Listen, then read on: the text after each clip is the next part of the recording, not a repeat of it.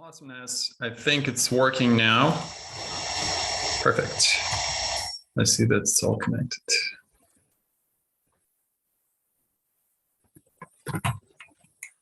All right. Welcome, everyone, to the latest and greatest edition of Winding Tree Community Call / AMA / Conversation and Rants from Max, your favorite host of Ask Me Anything sessions of the Winding Tree Network. How have you guys been doing? This has been an absolutely crazy month. Just absolutely nuts. A lot of work, a lot of announcements, a lot of partnerships, a lot of just progress in general. And I am going to be telling you about all those things.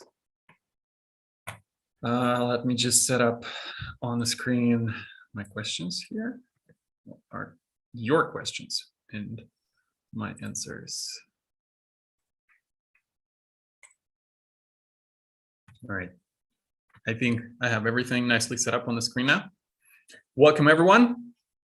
I know that you are excited about this AMA because I've seen a very interesting conversation in the Telegram chat, and people are rightfully, absolutely rightfully, kicking our butts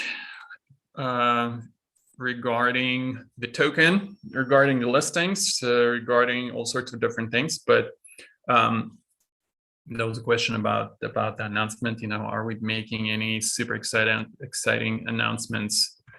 Not just yet, but we're working so hard, guys, on this one. We have a ton of ideas, and we have a special ops team of at least 3 people, maybe 4, depending how you count, that works specifically on nothing else pretty much but the listings, everything related to basically driving liquidity. A few people from the community are helping us with those things, and I'm really grateful for one, keeping us accountable, 2, really engaging with the team. You know, in the past few weeks, we've had so many conversations with people from the community that, you know, we had more conversations that we had, you know, in the past 2 years before that. So I'm very excited, and I'm really humbled to work, to be supported by really smart people that are part of our community. Thank you guys so much, and thank you for being a part of this. Thank you for supporting us, and thank you for keeping us accountable. This is absolutely necessary. At the end of the day, we're here to deliver on our promises that we set out in that we outlined back in 2016, 2017, etc. Right? So I'm going to comment, I guess, a little more on that conversation about the token, about centralized exchange listings and stuff like that. So we have a good plan, again, thanks to one of you guys. We had a solid plan in terms of increasing liquidity on both Uniswap, and there are some ideas about other sushi swaps and stuff like that. But this is being very much underway, that project. I am personally overseeing this, so if you feel uneasy about anything that happens right now in terms of token and stuff like that, feel free to send me a message in Telegram. I mean, I'm in the Telegram group, and you should be there as well if you're not. And through that Telegram group, you can just reach out to me personally, and we can start discussing things. You know, don't be shy. I'm not. I am a part of the community. Let's discuss all of those things together. And again, you have this direct line with me. Let's do it. I'm not saying don't post anything, you know, any critique on our Telegram chat, please do. And we read that, I read that, and we take all of that into account. So thank you again for doing that. Thank you for saying good things, and thank you for putting things into perspective for us.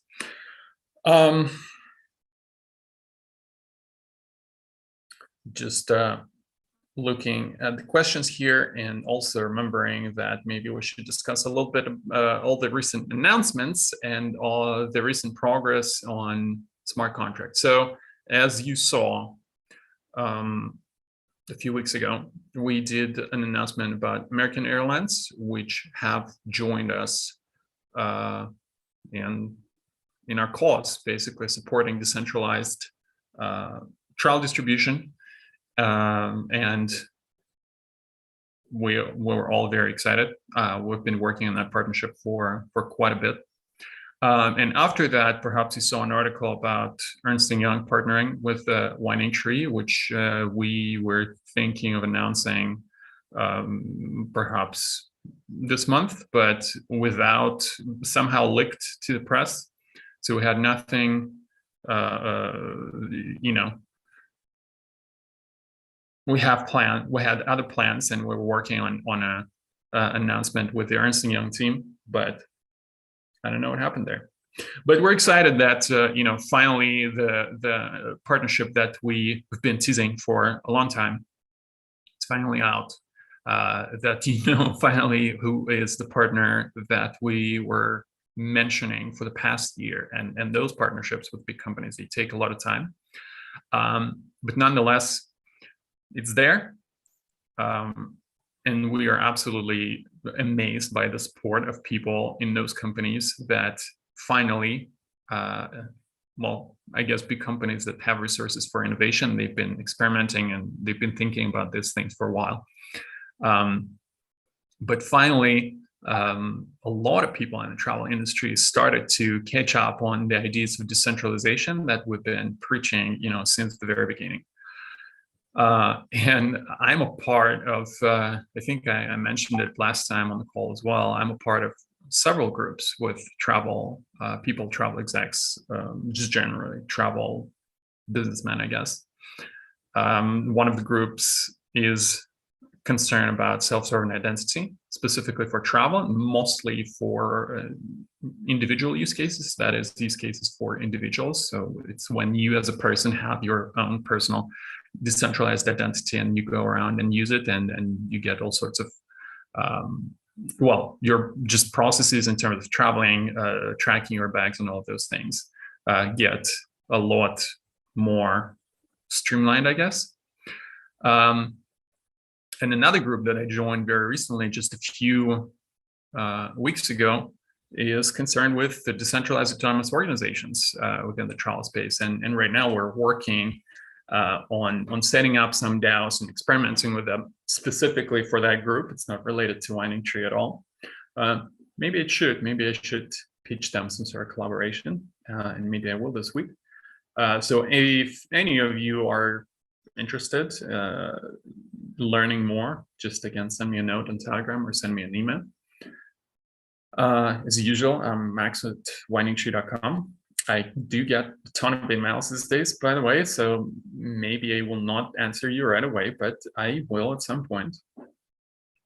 But anyway, I was ranting on Twitter the other day that 3-4 years ago, I couldn't even imagine that people from travel have such interest in decentralized tech and all of those ideas that were floating around in the crypto space for quite some time. And I was just remembering this experience, how we were pitching Winding Tree at one of the events. It was some sort of startup pitch event or something. And there were judges that were giving feedback. So I had 1 minute exactly, to explain what Winding Tree is doing.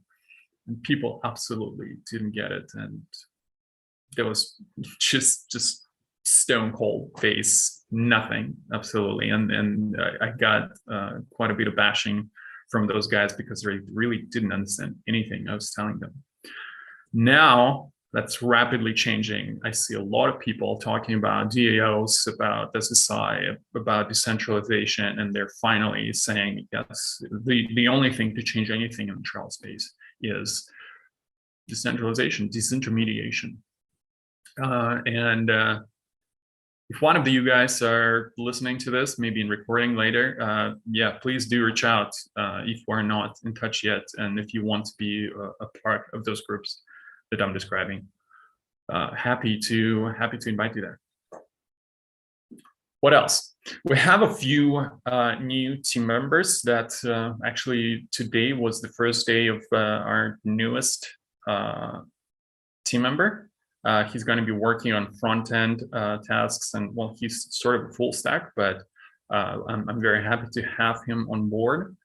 And actually, our team is growing quite rapidly. We have a few more people, and perhaps we should just set up a profile on windingtree.com where you will be able to see everyone who's working on our ideas, because I do want to give people credit where credit is due. So that's awesome. And if you monitor our GitHub, you would see that there's been a lot of activity in terms of Org ID smart contract. We have a new version of it that will be deployed on level 2 networks. We have selected a few. Polygon, XDAI, Optimism, Arbitrum. We're going to be doing. We're going to be deploying the Org ID smart contract on all of those. And basically, the problems that we're trying to solve with this, we had a number of issues regarding user experience of the Org ID smart contract, which we're fixing. Again, it's a combination of working on the smart contract and working on the UI, actual user interface for it. But another just screaming problem for the whole of the crypto industry was and is, of course, gas fees on Ethereum. And frankly, I'm amazed that there are people that go right now and create their Org ID profiles, well, spending a few $100s probably doing that. So it just shows the level of commitment that those people have towards the ideas that we're putting out there. But we want to fix that, and of course we will be. We've already deployed the new Org ID smart contract on a few of those test nets that I mentioned, and we're going to test them. We're creating a tooling around it. There is the SDK. Again, if you go to github.com/windingtree, you will find a lot of updates. Not just around the smart contract, but around the tooling for the smart contract, the SDKs, the resolvers, all of that self-sovereign identity mumbo jumbo that is absolutely necessary to work with those concepts and those ideas. So yeah, feel free to again ask in the chat about that if you need details. Forster is in the Telegram chat, and he'll be happy to give you an update. And perhaps we will host another presentation where we would outline all the main changes that Org ID version 2 smart contract has as compared to version 1.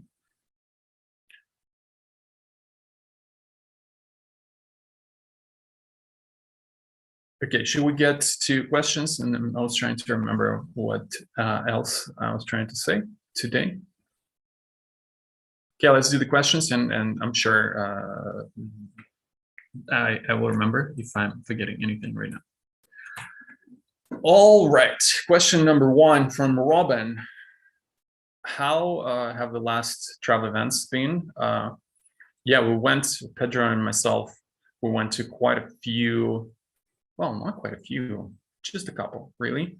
Pedro went to Aviation Festival that was in London, and together we're at IATA event in Madrid, and before that, that was already October. Man, time flies. We attended, of course, LISCON, and I think I gave an update on that last time. IATA event was phenomenal. And to be honest, I was not expecting that, but a ton of super useful contacts came from that. Not just airlines, but people on all sorts of different levels. And again, amazing that we have conversations about DAOs and SSIs, just people, travel execs that go to those conferences that I remember, I was attending them a few years ago, and they were so boring, incredibly boring. But now, not so much. People, as I said, are catching up with ideas of how we're going to be innovating, why we're doing that, and it's super awesome to see that. And we need, on the Winding Tree side, we need to engage a lot more with that crowd, and we're doing that, again, going to the conferences, and we have some plans in terms of reaching out to that audience as well. Again, in terms of community, I mean, obviously we have a website where we hopefully described all of the problems and all the solutions that we have. Cat is going crazy. In the language that travel industry speaks, but it's unique to the travel industry. I would say even that they don't really have like a common place where they would hang out. Like there is no Discord for travel industry, Well, now there are a couple of Slacks that I'm a part of, and perhaps that community would grow, and we'll be able to communicate a lot more freely and frequently. Amazing events, few more partners, hopefully. And those partnerships that we're working on them right now. A few applications for OrgID. We've pitched these ideas to a few people in those organizations, not just airlines, as I said, but just governing bodies for airline industry, for hotels. So a lot of development in that regard. And I have just recently attended a Radical Exchange conference. Of course, it was online, but SSIs right now are a given. That's the technology that's going to be used on a massive scale very soon. So to a 2022, I would say is going to be a year of SSI. Yeah. So shortly, Robin, great success so far with all those events, and we're going to be going to quite a few in the upcoming months. And Robin is asking another question, without mentioning names, knowing that we're onboarding companies, could we express to what extent the platform, the Winding Tree platform, will be expanded, I guess, in the coming year? It's a really good question. So we have announced those partners, let's say American, right? And we have a few hotel partners, and we're really working hard with them in terms of giving them really, and that's what Winding Tree enables, is a completely new business model. It's not about technology. It's about changing the way how travel companies distribute their inventory. And I'm going to describe, hopefully a few people from the travel industry are listening onto this. So I'm going to describe how it works really in a few very simple steps. OrgID is just, as a self-sovereign identity solution, is just a very small part of how we propose that the travel industry should be changing the way they do business, right? And let's say you're a supplier, let's say you're a hotel, and you want to, of course, sell your inventory to as many travel agencies as possible. So what you do, you create an OrgID profile, right? So OrgID is the basis for everything that you're going to do. That's your identity, or identity of your company, your organization. You create that identity so that all the travel agents are able to find you on our marketplace. So they can look you up very easily. They see that there's a hotel. All right, great. But how do we know that really is a hotel? So you have to prove that your profile is legitimate, that you are basically who you're saying you are. And you can do that via a few different steps. You can connect, if you have a really good brand as a hotel, you can connect your website to your org ID profile. And again, if your website has some credibility, let's say you're Marriott.com or Hilton.com, perfect. Your org ID profile is now pretty much verified. For a lot of people, that would be enough to understand that they're looking at genuinely a profile of a Hilton or Marriott hotel, as an example. And again, this is not something that we invented. The same idea, Keybase had the same idea, right? Where as an individual, you connect all of your different social profiles to your Keybase account, and therefore through this intersection of different social circles that you have online, again, it can be Reddit, Twitter, anything else really, you prove to another user on Keybase that you are that person that's connected to those social profiles.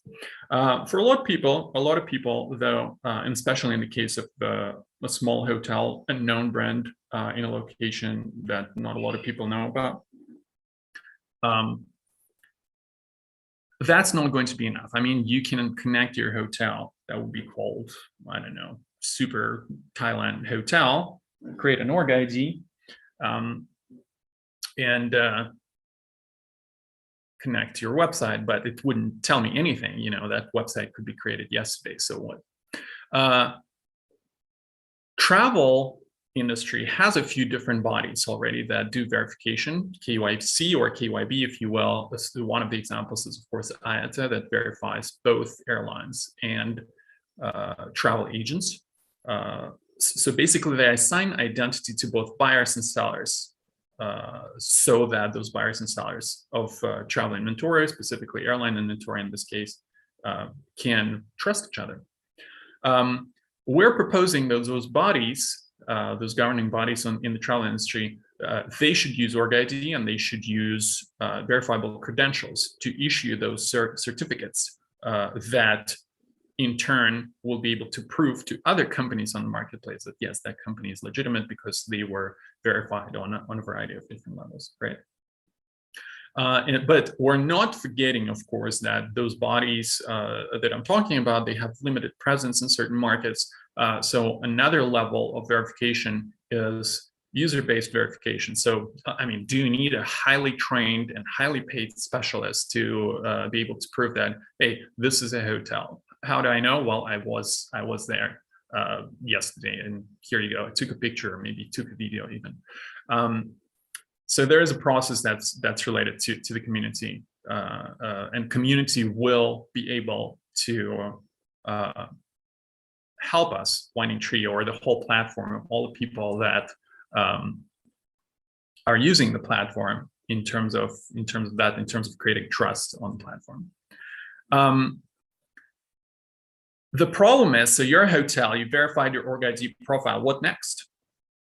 I mean, okay, I can find you. I can maybe click on your website, and as a customer, I could, book something online, which maybe already is useful. But really, what we're trying to do here is to change travel, travel distribution, right?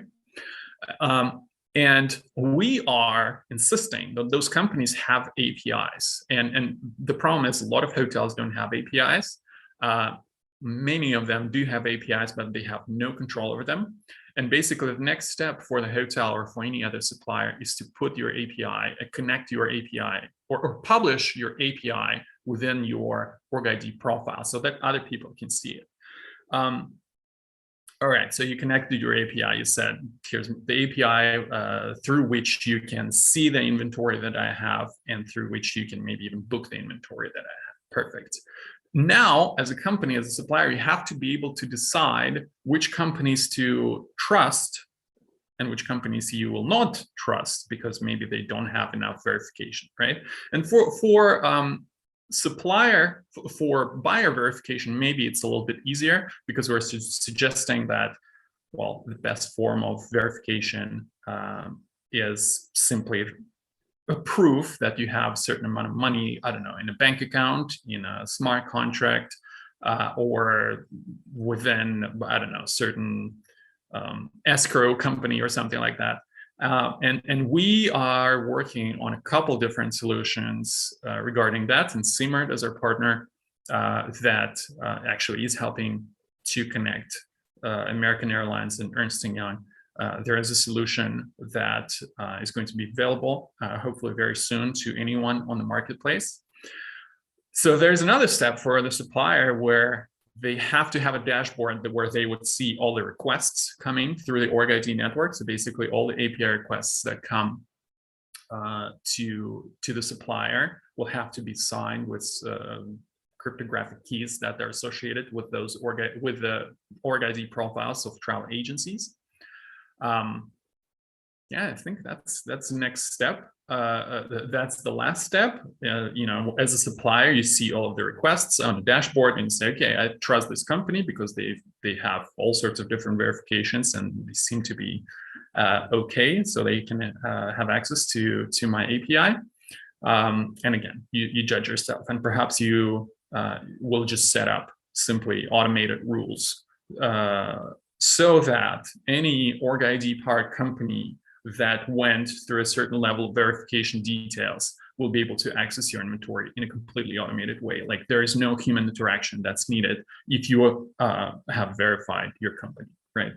And by the way, I forgot to mention that's one of the ways to verify that you know, a trustworthy travel agency, for example, is to provide proof that you have been working with some other trustworthy company on the marketplace for a certain period of time. And again, that's entirely possible because, well, not all transactions between those parties, but some of them will be signed with the public keys that are published in the Org ID profile of those organizations.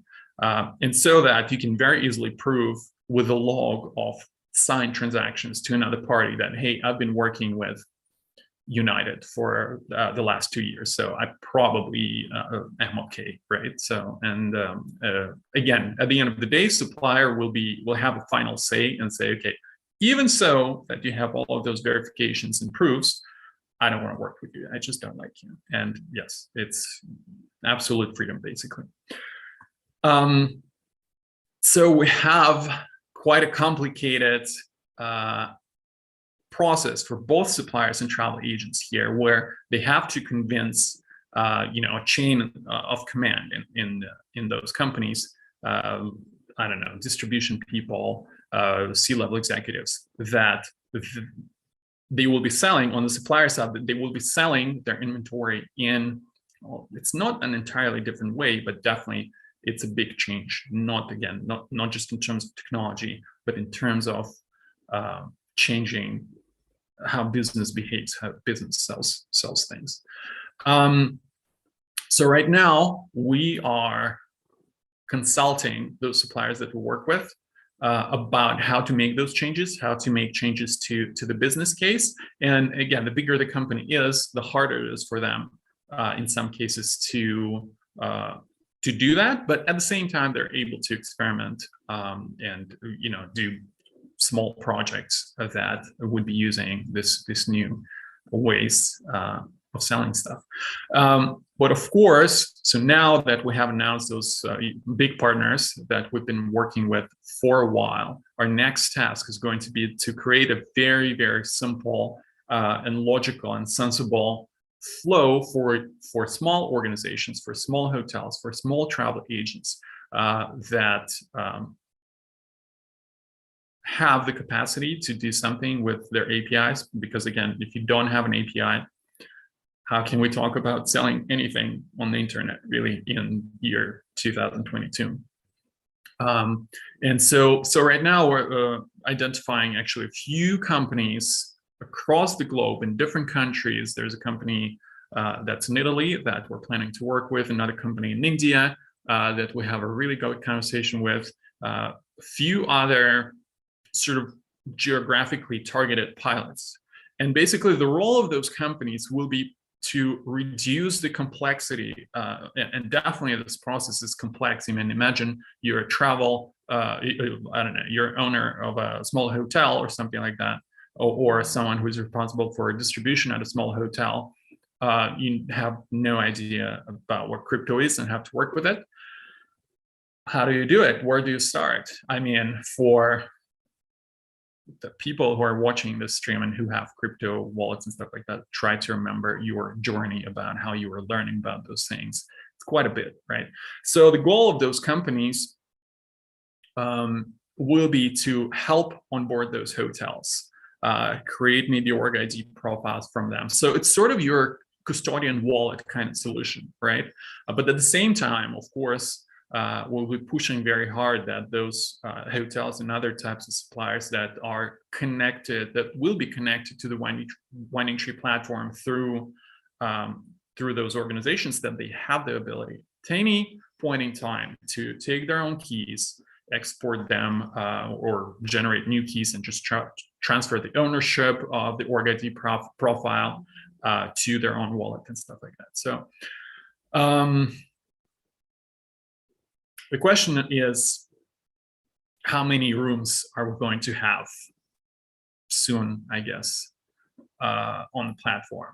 Really hard to estimate, and I don't know, planning is guessing. I really wish I could give you a number. Maybe for the end of year 22, a few thousand rooms, at least. A few big hotels for sure, a few smaller ones. And again, if we are relying on other partners here and other parties, we need to organize all of those timelines with them and agree on those timelines. And so we'll be releasing that information in due time to make sure that, again, our community is informed. Next question, Cynthia. Cynthia is asking about the status of the DAO and what are our plans about it. As I said, I'm really talking to a lot of people from the travel community regarding this. So many great ideas about how to do that.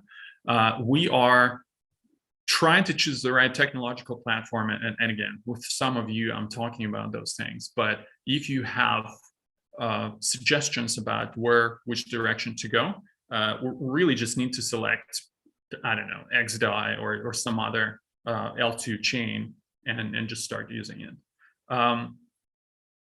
One of the key things I would say for the DAO is to really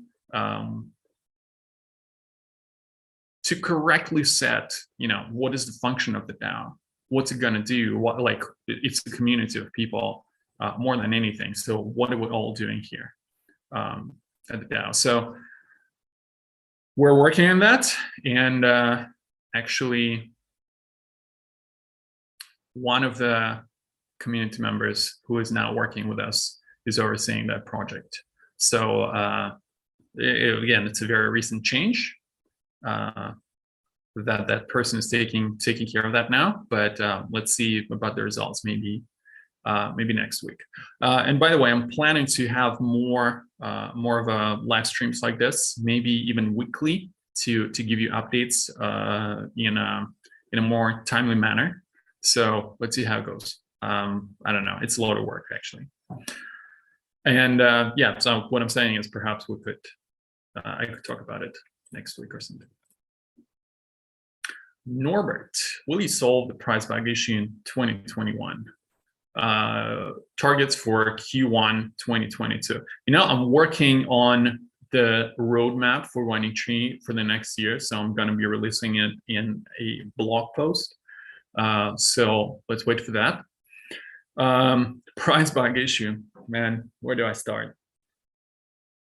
So as I said, we have a plan for Uniswap, and thank you for MFW, who is very, very important part of that conversation right now, who suggested a solution to this that we will implement this week. And once again, just thank you so much for all the help and for being involved in the decision-making process here and just suggesting concrete next steps.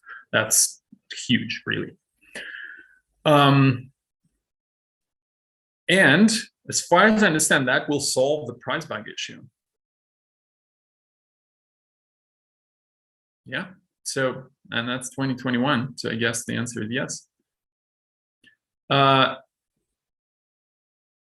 Tuesday or Wednesday, we're going to be deploying that solution. And I guess we'll have a couple of weeks to tune it and to make sure everything is working until the end of 2021. How about that? Yeah, and that's going to be huge, will it not? Hope so. Bernard is asking, isn't a new hire worthy of announcement in the Telegram announcement channel? Such a good point. I'm going to talk to Mohi, our HR manager, about this. Actually, let me make a note. People are saying that they're distracted by the cat. I cannot let him go because he will be distracting us even more, meowing around and stuff. All right. Notes.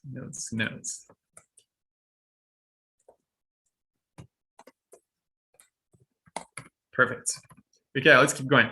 Yes, it's totally worthy of announcements, and I will let Mohi to do all the hard work in terms of doing that. How about that? Next question is from Peter. Actually, Peter has two questions. Is the problem with Uniswap the same as index? Why did you become dependent on a single exchange? Sorry, it's not index, IDEX. We had two exchanges, Yobit and IDEX, and they were claiming that they're decentralized, but they really weren't, I guess. That's the problem. We're working on that. We're working on centralized exchanges. And Spencer, I see how hard you're fighting for dignity, I guess, in that question, but we really need to do it. So the next steps are in that regard, in terms of centralized exchanges, in terms of CEXes, sorry about this, is we are cooking up right now a few super cool use cases that we have on the table for Liv. And our thinking is it's going to be, and so we're doing this work in parallel. We already have a few centralized exchanges lined up. We have a draft of the Winding Tree new white paper where we want to describe those new use cases and how Liv is going to be used in the Winding Tree ecosystem. And we have those conversations with centralized exchanges. So we have to do all of that in parallel so that at the end of the day, probably going to be Q1 2022, so that we have all of those things, released, boom, boom, boom, Liv use case, centralized exchange listing. And yeah, that's the plan. And as I said, right now we have a kind of a special ops team who is taking care of that. So that's coming up. So let's fix Uniswap, and then we will fix SEXs. And second question from Peter, feels like companies prefer not to stake Liv. And so that's another question. So that question is actually dependent, and again, on the situation with overall user experience of the Winding Tree marketplace, which travel companies really don't understand it. But those organizations that I mentioned that will act as onboarding organizations for all sorts of different suppliers, they will be staking Liv for those companies that they onboard. So it's just, again, for a mere mortal from the travel industry, it's just very hard for them to do that, to understand what's happening, what's going on. From Stefan, exchange listing question. Hope I answered. I'm just thinking what kind of other details I could add about this. We could utilize our industry connections, of course, and we are, but a few things, a few very important things and very important projects are right now dependent on this, on the foundation that that is the live token and the use case of the live token. That again, we're going to be releasing information about that before the end of the year. Answer a question from Kale. Are miners the new banks? Dude, you don't waste your time. You go deep right away, huh? So Kale is, hopefully I'm pronouncing the name correctly. It's K-A-I-L, Kale. He's claiming that miners are worse than banks. And it's a deeply philosophical answer about the nature of blockchains, really. And my answer to that is definitely not. Why? Well, simply because if you have, I don't know, whatever the number is right now, but let's say you have 10,000 miners that are supporting the Ethereum ecosystem, and you have only a handful of banks, really. I mean, okay, you have thousands and thousands of banks out there, but as a consumer, you can use only a few, right? And in that regard, imagine banks, a few banks, just a handful of banks, they can easily curse and, I don't know, set the rates accordingly and do all sorts of crazy things. But miners, 10,000 miners, they just compete with each other for gas and for other things. And they really cannot do anything with your crypto account, right? I mean, they can just do whatever you tell them to do. By sending them a message that's signed with your private key. and at the same time, banks, they can do whatever they want with your bank account, right? And I mean, I'm not going to go into listing all sorts of crazy things that happened because of the banks, including the 2008 crisis and all those new crazy financial products they created back in the day, and ending with banks that simply take money from your account by allegedly giving you some sort of service that you never asked them for. So that's what banks can do. But miners, I think those are much, they have a lot less capacity to do bad things like this. So yeah, I don't know. And basically Kale's point is that for near C20 token swap, he stated that he has to pay $50 to do that. It's a lot of money, really, for silly transaction. And because of the gas fees right now, a lot of accounts, I imagine, that hold a certain number of tokens, it became economically infeasible for them to do those transactions. If you have, I don't know, $50 worth of live, and I don't know, you want to do something with it, and you have to pay $20 just to transfer them to another account. Of course, that's not sustainable, and of course, that's not scalable in any way. Well, Ethereum is going, hopefully, in the right direction, and albeit slowly, but of course, the whole of the crypto community right now is super excited about layer 2 solutions that a lot of really, really smart people are working on right now.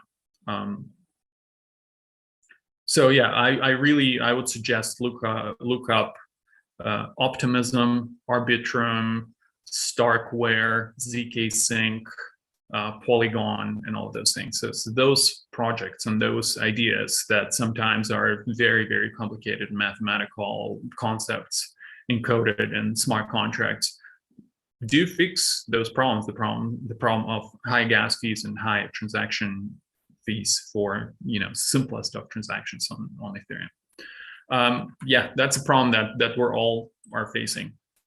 Yeah. Jalmer, welcome back. He noticed that there are a few open job positions for iOS and Android devs.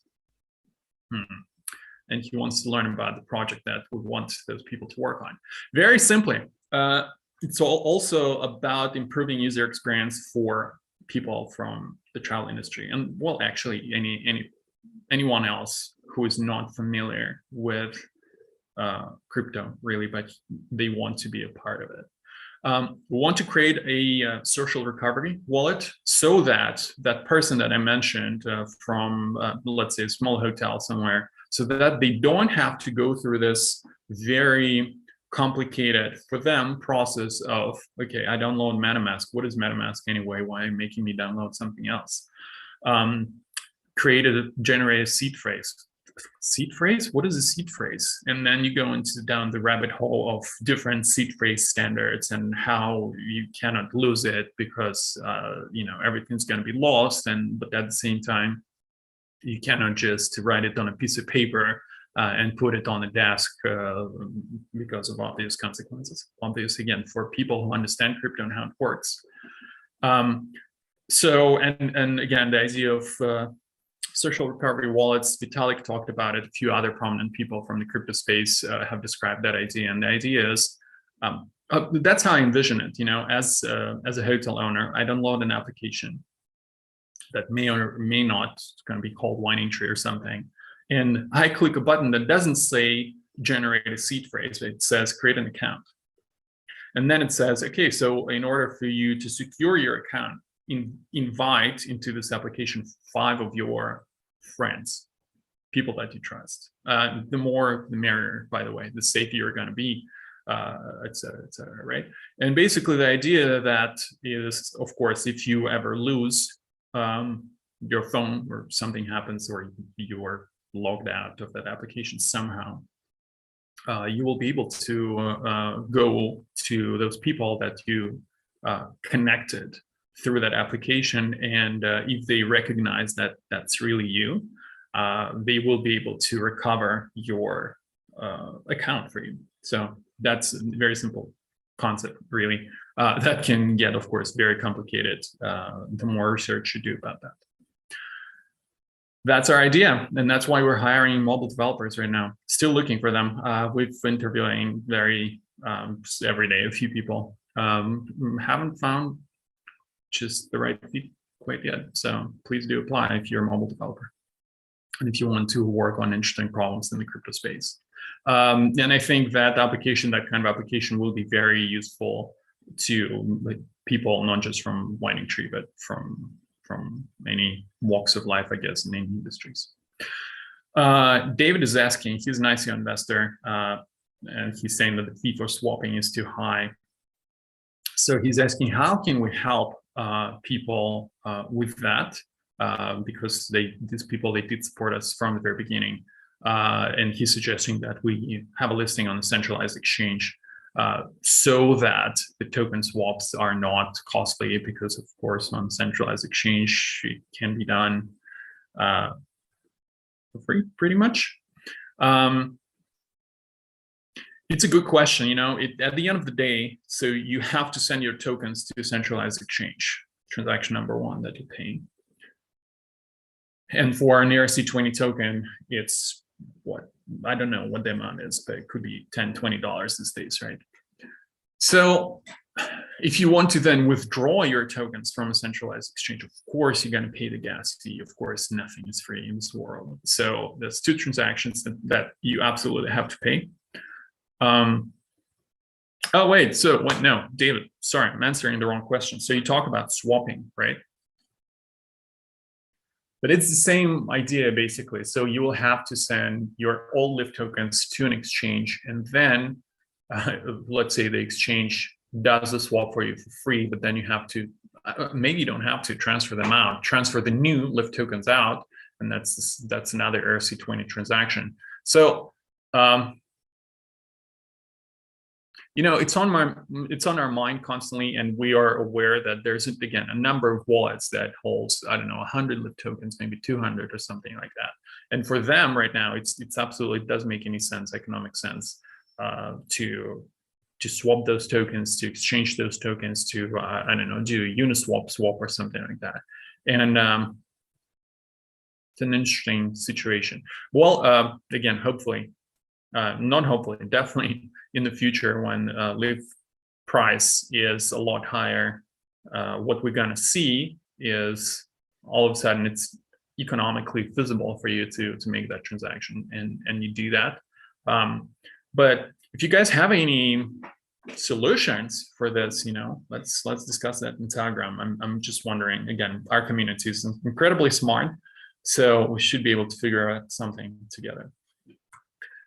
We have 1, 2, 3, 7 more questions to go, and the next question is from Lefrosa. Again, I don't know if I'm pronouncing your names correctly, but I'm trying the best I can. Okay. Lefrosa was asking about the roadmap really for 2022, and as I said, we're going to be publishing it in a blog post that's going to be published before the end of the year. Axik is asking, can we bring the Lyft migration statistics always available online somewhere? It's a really good suggestion, and perhaps Faxic suggests, or maybe even creates a pull request for our DApp that is taking care of that statistics and stuff. Perhaps Alex will get a bounty for that.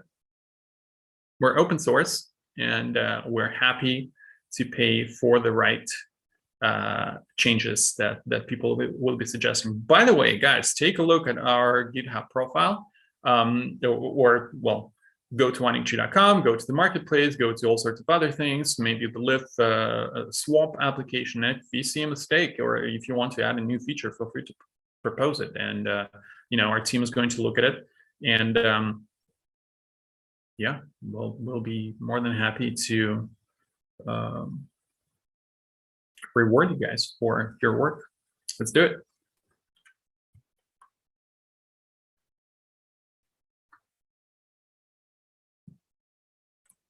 Sorry, I'm reading the next question right now. So Axik has a very complicated question about number of Lyft token holders and how they're going to be swapping, and the percentage that's already swapped and stuff like that. So I think that question is better asked in the Telegram group, and I'm gonna post it maybe there, and post the answer after the call.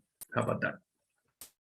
It's just too mathematical you need to sit down and calculate the percentages and stuff. So anyway, next question. Yakov is asking, we function as an intermediary. How easy it is to display and explore the Winding Tree database on our website? Really, Yakov, it's freely available. And that's the beauty of it. We have associated this notion of intermediary with something bad in many of our messages, and it sounds bad, intermediary, right? You are sitting in the middle of a transaction or something else, right? But at the same time, a lot of intermediaries, if they're playing in a level playing field, if they have healthy competition, those intermediaries many intermediaries are producing a lot of value for everyone on this planet, really. And the real philosophy behind Winding Tree is not to remove intermediaries for the sake of removing intermediaries. No. And in fact, many times also we said, it's not about removing intermediaries, it's about creating a healthy competition landscape for all of those intermediaries. And the beautiful thing about the decentralized nature of Winding Tree is that we cannot physically prohibit anyone from accessing the database, from accessing the marketplace, precisely because it's decentralized. I don't have a private key that I would be able to use to, I don't know, delist someone, change the information, or prohibit someone from accessing the database. We simply have that. That goes against all of our principles. So the answer to your question, it's extremely easy. to access the Winding Tree database, the existing org ID database, and the org ID version 2 database that we're going to be releasing in the beginning of next year. The question is how you're going to do that, and for that, I would really recommend you checking out our developer portal. If you go to developer.windingtree.com, you will be able to see there is documentation there about how to access the database and what you can do with it and things like that. So check it out. Next two questions, actually 3 questions, are from Nabil. I'm butchering your name again. I'm sorry. Is the new org ID ready to be launched yet? We are testing it on testnets, layer 2 testnets, as I said. And what's the plan for the rollout? Test it on the testnet, create a few interfaces for it. The 2 interfaces being command line interfaces and user interfaces. And we're working on the MVP that's going to be released. Well, not released, it's an MVP, right? So, but we're gonna make it ready by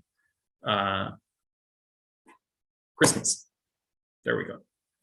So it's gonna be ugly, and maybe, you know, things are not going to work as planned. But again, it's just, you know, it's not even a beta. It's an alpha. It's really the minimum product that we want to release, want to deliver. But we want to have it by Christmas, and it's a fairly aggressive plan, actually.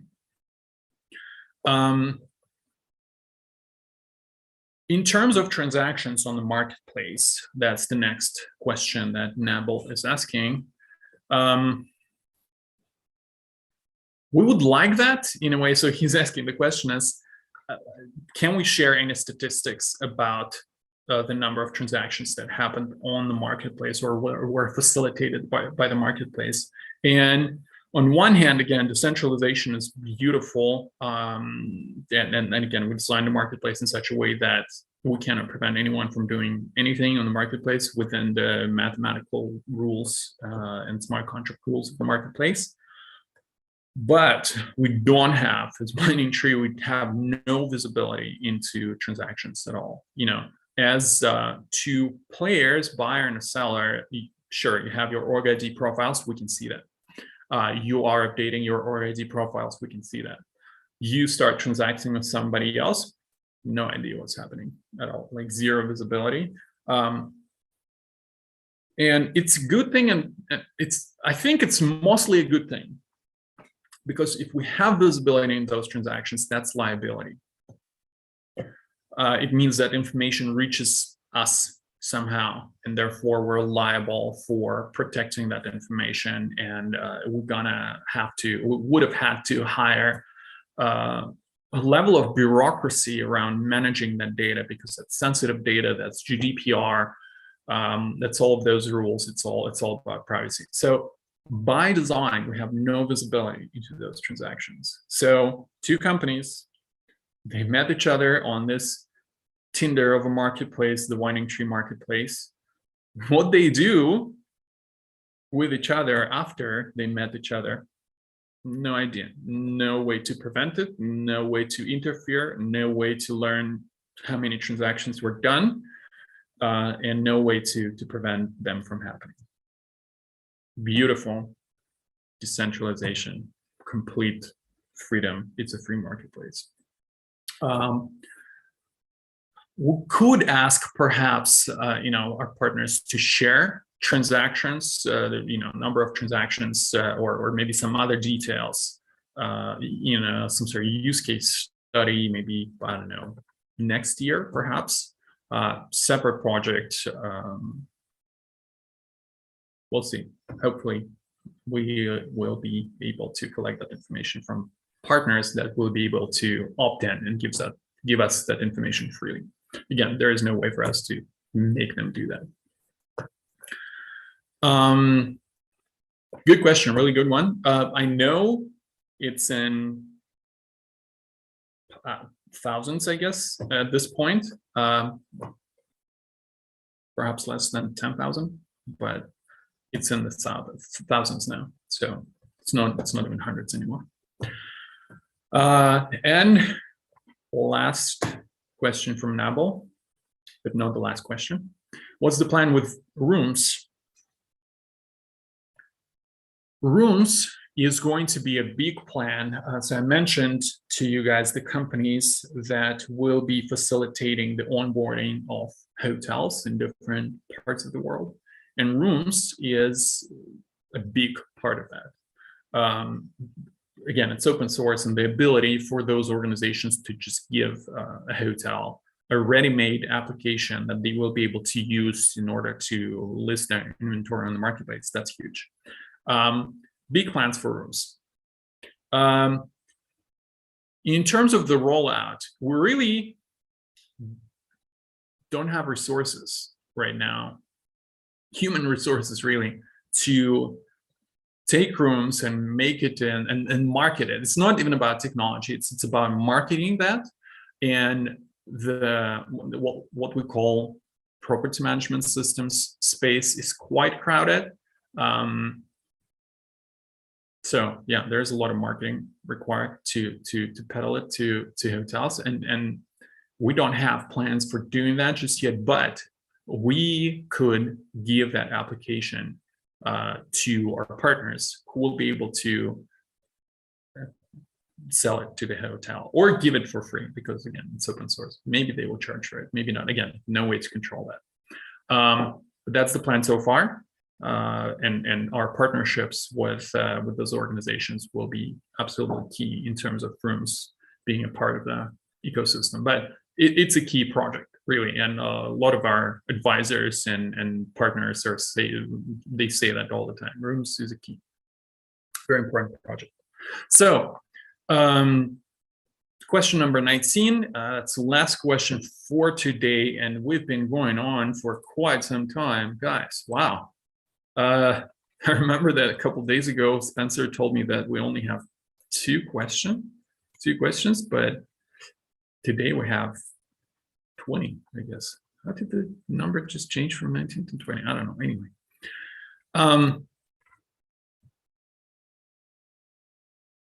Paul is asking how much Ether is left from the token sale. Guys, you have that information. You have the visibility in into our smart contracts. MFW was posting information about our treasury. We have about 1,000 Ether, I guess, left.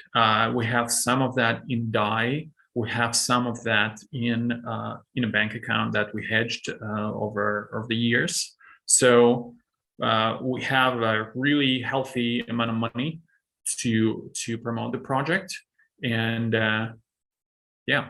But the question is, really, that's what Paul is asking about. Can we put some of that Ether into the Uniswap pool? That's precisely what the plan that we're going to be executing this week is about. So absolutely, we will. Well, that concludes it, I guess. A lot of really good conversations I've had with many of you, I guess, and the quality of questions today just shows me how supportive you are, guys, and thank you so much for being with us, for being a part of it, and you are a very, very important part of it. As I mentioned, the Live token use cases that we're right now working on, all Live holders will be absolutely an integral part of that. Our community from Telegram, and we've identified a few different communities that are supporting us, and some of the communities that we still need to bring on board about Winding Tree. But our focus, as I mentioned last time, for the upcoming few months for sure, is focus on the token, focus on the community, and those two things play very nicely together, and it's one and the same thing for me. And one more thing is DAO. Token, community, DAO. So that's the three things that really are on top of our agenda since the last announcement, since the last AMA, when I started talking about it. And we are going strong, and we're going to be delivering lots of super cool things in the upcoming months. So keep in touch. Hopefully you'll like my answers and my rants and my everything else, I guess. I don't know. So let me know in Telegram if you have any other questions left. Yes, I see that you guys were distracted by the cat. Sorry about this. Let me see if I have any other questions here. Yes, Axicus is pointing out that nothing would be possible without the community that we have, and everything that we have so far was built by our very, very hardworking team. So definitely shout out to the team. Amazing job. See a few other questions in the YouTube chat. Question about centralized exchanges. Yes, sir. Of course, we're going to have them. About marketing push, we do marketing all the time. Like, it's not that we do a push and then we just go silent. We're constantly working on all sorts of different things, and we'll try to announce things in a timely manner. And yes, we've been waiting for those big partner announcements for some time, but finally it's out. So big win for our marketing team. There will be more to come. So as long as we're releasing new features and building new things and